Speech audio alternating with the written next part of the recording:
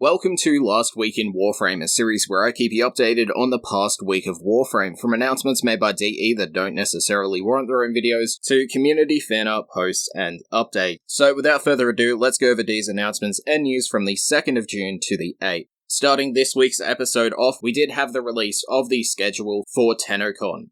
Now, all of the panels for the actual Tenno stage will be streamed live on Twitch. So you have From Concept to Creation, The Art of Warframe, Warframe Partner Q&A, Sounds of the System, Sanctuary Showcase Game Show, the 4th Annual Cosplay Contest, and then at 6 PM you will have Tennolive. So if you want to watch any of them, make sure to mark them down on your own calendar, or just go to the website and look at all the information if you are going there physically.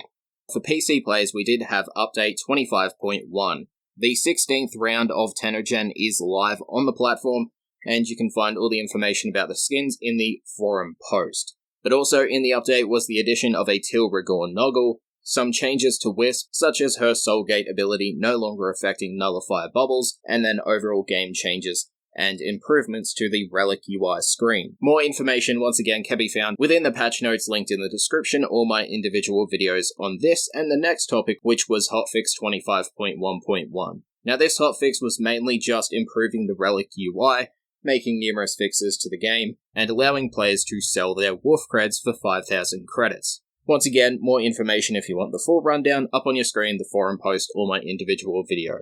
The next update for console players has also gone into certification, so for Nintendo Switch, PlayStation 4, and Xbox One, you can expect that very soon. And of course, if you want the information about what's coming in your update, find the patch notes in the description down below and go through it all. Nightwave will be returning next week for all platforms with Nightwave Intermission. This will be available up until Nightwave Season 2. It has 15 ranks, and each rank that you earn, just like the normal Nightwave system, you'll get a reward, with rewards such as the Eidolon Ephemera, Aura Forma, the Rift Sigil Kuva, the Gamma Color Palette, Nora Creds, and more items. The store will be available once again, so you can use your Nora Creds, which is this Nightwave Intermission's currency, to pick up Nightane, Aura mods, and whatnot.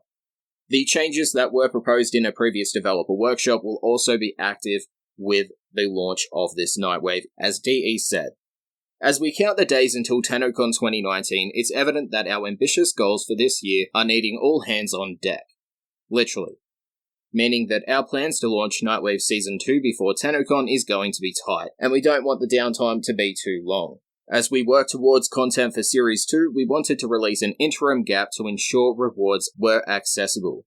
Nora Creds can be acquired and used to purchase Nightwave offerings during this mini-series, as I said beforehand.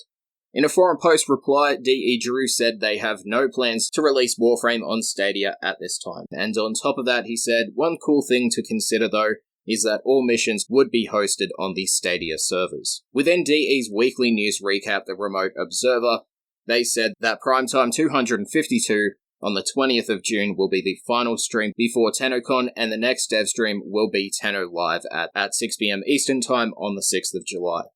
As for developer tweets, for the Warframe Twitter account, we had the announcement that if you watch the PCGame Livestream, the PC Gaming Show, on the 10th of June at 1 PM Eastern Time, you'll be able to get a sneak peek at Railjack. DE Pablo tweeted out the following as well. Cleaning Google Drive, I found the first design pass I did for Nidus back in April 9th, 2016.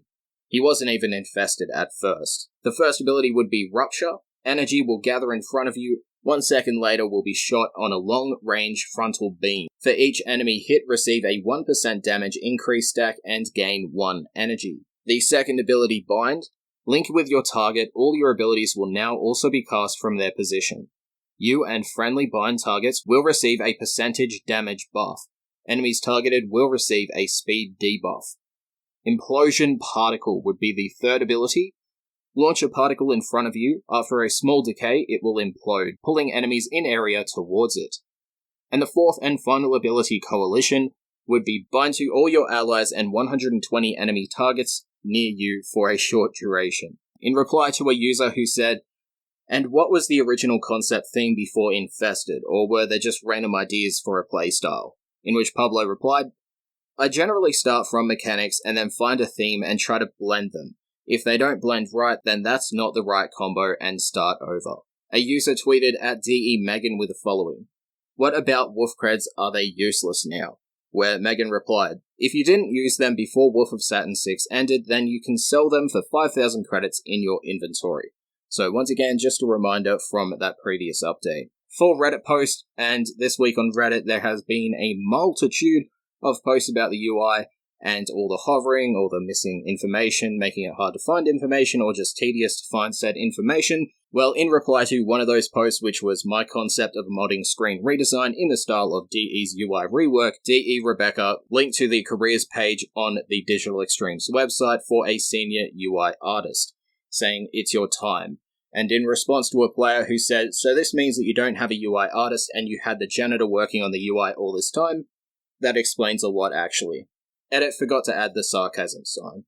Where Rebecca said, "Rules or not, I recognize that dev bashing is cathartic when it comes to gaming. But rest assured we will have iteration to come, as Steve mentioned." Which then links back to a post, "I don't even know what to say about this. How did any of the UI designers think this is intuitive design?" Which DE Steve did reply to, and links back to that previous Reddit thread, where he said, "There are some hierarchy usability things we will def fix. Thank you for your patience."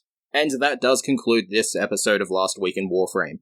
If you found the video informative, make sure to leave a like. If you think I can improve upon the series in any way, shape or form outside of sharing my own opinion, make sure to leave it in the comment section down below. If you want the channel glyph, it is up on your screen for each of the platforms if someone has already used them, and it says error. That means that code is no longer valid, and you'll have to watch another video at a later date to get the code.